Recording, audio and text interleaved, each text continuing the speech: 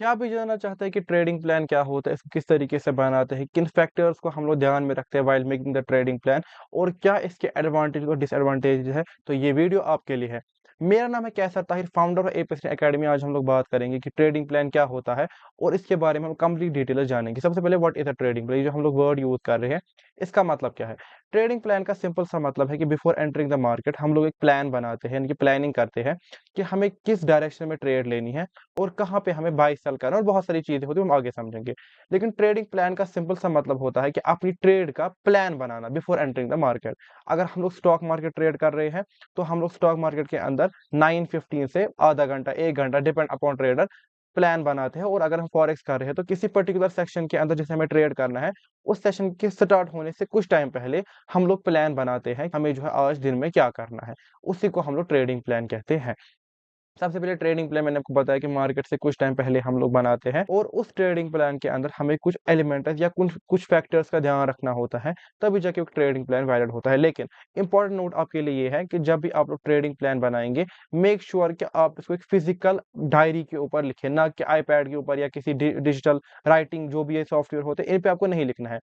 आपको make sure करना है कि आप इसको एक डायरी के ऊपर, यानी कि फिजिकल डायरी के ऊपर पेन से हाथ से लिखें, बिकॉज उससे आपको काफी मदद मिलेगी। या जो आप ट्रेडिंग जर्नल बनाते हैं, तो जो जिस दिन का आपको जर्नल बनाना है, पहले आप उसको ट्रेडिंग प्लान लिखिए, उसके बाद जर्नल लिखिए जो आपने उस दिन किया, क्या किस सेल में क्या बाय किया, जो भी करना है। अगर आप चाहते हैं कि मैं डिटेल वीडियो बनाऊं कि किस तरीके से हम लोग एक अच्छा ट्रेडिंग जर्नल लिखते हैं, do let me know in the comments.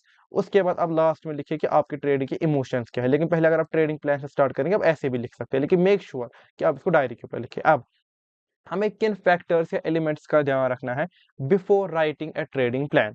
तो आपको हमेशा याद रखना है कि ट्रेडिंग प्लान के अंदर दो मेन एलिमेंट्स का रोल होता है। सबसे पहला होता है कि मुझे आज दिन में अकॉर्डिंग टू मार्केट कंडीशन, मुझे क्या लगता है वो नहीं चलता है। मार्केट के कंडीशन के हिसाब से जो मुझे मार्केट कह रही है, उस हिसाब से मुझे जिस दिन मुझे ट्रेड करना है, मुझे किस डायरेक्शन में ट्रेड करना है, मुझे लॉन्ग करना है या मुझे शॉर्ट करना है, या मुझे अपसाइड का ट्रेड करना है या मुझे डाउन साइड का ट्रेड करना है। एक ट्रेडिंग प्लान के अंदर एक बेहद ही अहम रोल अदा करता है। इसके क्या एडवांटेज डिसएडवांटेज हम आगे समझेंगे। दूसरा आपको ये याद रखना है, आपको ट्रेडिंग प्लान के अंदर वो लेवल्स मार्क करने, चाहे प्राइस एक्शन को फॉलो करते हो या ऑप्शन चेन को फॉलो करते हो या जो भी आपका एसएमसी आईसीटी जो भी है, आपको उन लेवल्स को मार्क करना है जहां से आपको लगता है कि मार्केट के अंदर एक पर्टिकुलर मूवमेंट हो सकती है, चाहे अपसाइड की साइड हो या चाहे डाउन साइड की साइड हो। तो आपको ये लेवल्स निकालने हैं। ये जो मैंने आपको नंबर 1 और नंबर 2, ये जो मैंने आपको दो चीजें बताई, ये एक ट्रेडिंग प्लान के दो मेन एलिमेंट्स होते हैं। इसके बहुत सारे एडवांटेज और डिसएडवांटेजेस होते हैं, लेकिन ये एक मेन एक एलिमेंट होता है ट्रेडिंग प्लान का, और इसी को आपको फिजिकली कॉपी के ऊपर लिखना है बिफोर एंटरिंग द मार्केट। उसके बाद इसके, जैसे कि मैंने आपको बताया, इसके काफी एडवांटेजेस। क्या एडवांटेज है? सबसे पहला, अगर आपके पास एक प्रॉफिटेबल सिस्टम है या एज है या सेटअप है, जो भी आप कह लो, और साथ में आप उसके साथ कंबाइन करते हो, एज को आप लोग कंबाइन करते हो ट्रेडिंग प्लान के साथ, इस केस में जितने भी आपके साइकोलॉजी से रिलेटेड इश्यूज है, ओवर ट्रेडिंग, ये सब चीजें, इन सब को आप ऑटोमेटिकली एलिमिनेट कर दोगे। कैसे करोगे एलिमिनेट? हर एक ट्रेडर के पास अपने कुछ डिफाइन रूल्स होते हैं, रिस्क मैनेजमेंट के कुछ रूल्स होते हैं, नंबर ऑफ ट्रेडर्स के कुछ रूल्स होते हैं, या मुझे क्या करना है, मुझे किस पर्टिकुलर में मेरी गलती है, ये जो भी उसके कुछ नंबर ऑफ रूल्स होते हैं। अगर आप इन रूल्स को ऐड करोगे अपने ट्रेडिंग प्लान के साथ कि हाँ, मुझे आज इस डायरेक्शन में ट्रेड करना है, इस लेवल पे करना है, और साथ में जो मेरे रूल्स हैं इनको मुझे फॉलो करना है, उस केस में आप ऑटोमेटिकली साइकोलॉजी से रिलेटेड जितने भी आपके इश्यूज हैं वो ऑटोमेटिकली एलिमिनेट हो जाएंगे, क्योंकि आपको पहले ही पता है कि मुझे किस डायरेक्शन में ट्रेड करना है, किस लेवल पे करना है, और जो मेरा एग्जाम्पल रूल है कि मुझे दिन में एक ही ट्रेड करना है, वो आपको ऑटोमेटिकली फॉलो हो जाएगा। मुझे एग्जाम्पल 5% रिस्क लेना है या 2%, 1%, 3%, वो आपका ऑटोमेटिकली फॉलो हो जाएगा। इस केस में ओवर ट्रेडिंग से बच जाओगे, ओवर रिस्क करने से भी बच जाओगे। इसके अलावा अगर आपने अपनी जगह रखा है कि मुझे खाली एक ही इंस्ट्रूमेंट में ट्रेड करना है, तो आप और बहुत सारे डाइवर्स इंस्ट्रूमेंट्स में ट्रेड करने से बच जाओगे। साथ में आपको, जब आप ट्रेडिंग प्लान बनाओगे, आपको पहले ही पता है कि मुझे किस डायरेक्शन में ट्रेड करना है और किस लेवल पे ट्रेड करना है।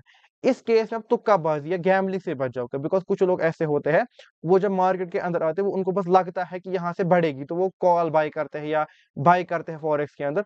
वो जो तुक्काबाजी है ना, तुक्काबाजी से इस केस में कंप्लीटली बच जाओगे।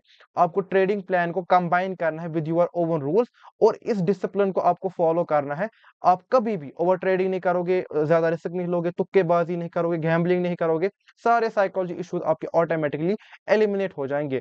और डिसिप्लिन के साथ ही आपको ये याद रखना है कि जो मेरा ट्रेडिंग प्लान है, उसके ऊपर मुझे कंप्लीटली स्टिक रहना है, अदरवाइज़ उसके बनाने का कोई फ़ायदा नहीं है। इसका मेरा ये मतलब है कि अगर आपका इस जो डिसिप्लिन वर्ड है, जो ट्रेडिंग वर्ड के लिए मैं डिसिप्लिन वर्ड का यूज़ कर रहा हूँ, इसके अंदर आपको 3 चीज़ें याद रखनी है। पहला, जो मैंने बोला मार्केट डायरेक्शन आपको पता है कि मुझे किस डायरेक्शन में ट्रेड करना है। सेकंड, मुझे किस जगह पे ट्रेड करना है और थर्ड, जो आपके रूल्स है।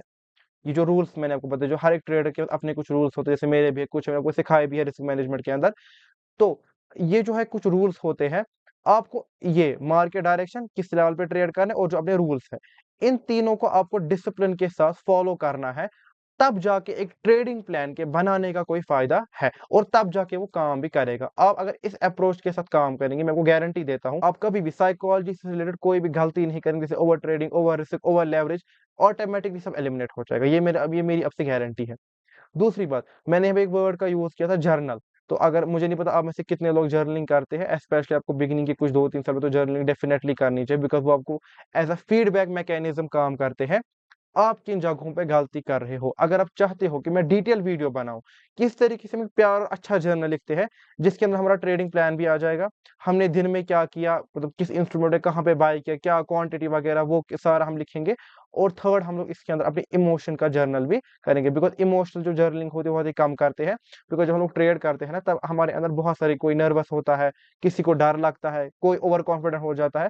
अगर हम लोग वो चीज़ें जर्नल करके रखेंगे ना, जिसको हम इमोशनल जर्नलिंग कहते हैं, उस केस में जब हम उनको पढ़ेंगे कुछ टाइम के, बिकॉज़ हम इंसान हैं, हमें चीज़ें भूल जाती है। अगर हम उन चीज़ों को फिर कुछ टाइम के बाद पढ़ेंगे, उस केस में काफ़ी बेनिफिट देखने को मिलेगा। अगर आप चाहते हैं कि मैं एक इस तरीके से डिटेल वीडियो बनाऊँ, जिससे मैं आपको सिखाऊँगा कि अच्छा जर्नल कैसे लिखते हैं, do let me know in the comment section. तो हमने आज बात की कि सबसे पहले ट्रेडिंग प्लान क्या होता है। ट्रेडिंग प्लान ऐसा प्लान होता है, जो हम लोग मार्केट के अंदर एंटर होने से पहले बनाते हैं। उसके 2 मेन एलिमेंट्स होते हैं कि किस डायरेक्शन में ट्रेड करनी है और किस लेवल पे हमें ट्रेड करनी है। उसके बाद हम लोगों ने समझा कि ट्रेडिंग प्लान को जब हम लोग अपने एज के साथ मिलाते हैं, वहाँ पे हमारे जितने भी साइकोलॉजी से रिलेटेड इश्यूज़ हैं, वो ऑटोमैटिकली एलिमिनेट हो जाते हैं। बिकॉज़ एक तो हम ट्रेडिंग प्लान के मुताबिक ही ट्रेड करते हैं, किस डायरेक्शन में करना है और कहाँ पे करना है। साथ में जो हमारे कुछ पर्सनल रूल्स हैं, उनको जब हम इसके साथ मिलाते हैं, तो वहाँ पे हमारा जो ट्रेडिंग प्लान है, वो हमें हर एक साइकोलॉजिकल इश्यू से बचने में मदद करता है। और हमने लास्ट में सीखा, इसके अंदर जो हमारा डिसिप्लिन होता है, उसके अंदर हमारे 3 चीज़ें होती हैं। पहला, किस डायरेक्शन में ट्रेड करना है। दूसरा, कहाँ पे ट्रेड करना है और तीसरा, जो हमारे अपने पर्सनल रूल्स हैं। जब हम लोग इन तीनों चीज़ों को अपनी ट्रेडिंग प्लान में डिसिप्लिन के साथ फॉलो करते हैं, ऑटोमैटिकली हमारे सारे इश्यूज़ खत्म हो जाते हैं और हमारे प्रॉफिटेबल बनने के चांसेस और भी ज़्यादा हो जाते हैं। तो ये हमने आज बात की कि ट्रेडिंग प्लान क्या होता है, क्या इसके एडवांटेज डिसएडवांटेज है, कौन से फैक्टर्स को हमें ध्यान रखना है और हमें मोस्ट इंपॉर्टेंटली डिसिप्लिन रहना है लाइफ में भी और ट्रेडिंग में भी। बाकी एपेक्स इंडिया अकेडमी का नया बैच शुरू हो रहा है 8th ऑफ Feb 2024, जिसमें मैं आपको खुद पर्सनली पढ़ाऊँगा। ये बैच जो है कंप्लीटली ऑनलाइन रहेगा, तो आप इंडिया के किसी भी कोने से पढ़ सकते हैं। इस बैच के अंदर हम लोग सीखेंगे complete technical analysis, risk management, psychology, ये ट्रेडिंग प्लान हम किस अप्रोच के साथ बनाते हैं, कैसे पता लगती है कि मार्केट किस डायरेक्शन में मूव करेगी या कैसे पता लगती है कि कहाँ से मार्केट मूवमेंट दिखा सकती है, वो भी हम सीखेंगे। एफएनओ भी हम सीखेंगे और फॉरेक्स भी हम सीखेंगे। तो अगर आप इंटरेस्टेड है, ऊपर मैंने व्हाट्सएप नंबर दिया हुआ है, आप इस व्हाट्सएप नंबर पे कॉन्टैक्ट कीजिए। मेरी टीम आपसे बात करेगी। अपनी सीट को आप बुक करके रखिए बिकॉज़ सीट जो है वो काफ़ी रिज़र्व्स हैं। मैं मिलता हूँ आपसे अगली वीडियो में, तब तक के लिए बाय।